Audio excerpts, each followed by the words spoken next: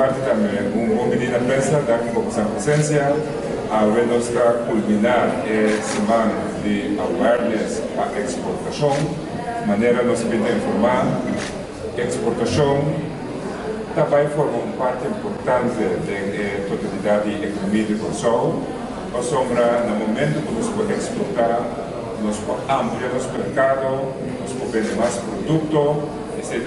Nós podemos criar mais produto de trabalho também para produzir produto lá e tudo isso é efeito positivo na nossa economia.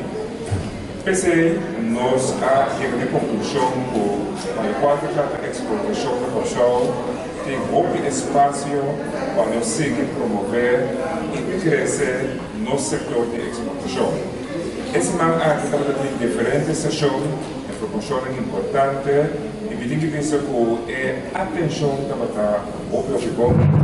Por o início do primeiro dia, nós estamos mais de 200 interessados na cabine e maneira nós compreender cada sessão a conta com o interesse, sabe mais que gente e o reação, entusiasmar, reaccionar, concreto de que nós conseguimos fazer para chegar a mais exportação na Consul. Como governo,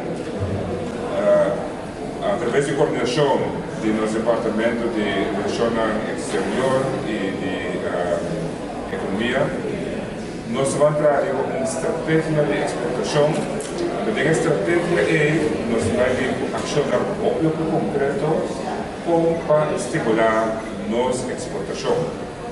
Pensei também como governo nós decretar esse ano aqui que passa esse ano de exportação.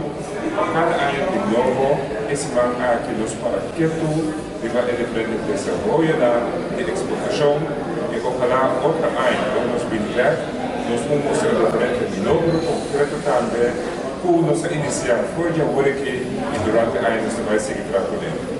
Nós temos diferentes oradores aqui na mesa o trabalhei nessa semana aqui e a dona da contribuição me dá oportunidade para entender e mostrar para compartilhar que não tem possibilidade de semana de export awareness que acaba sumamente exitoso.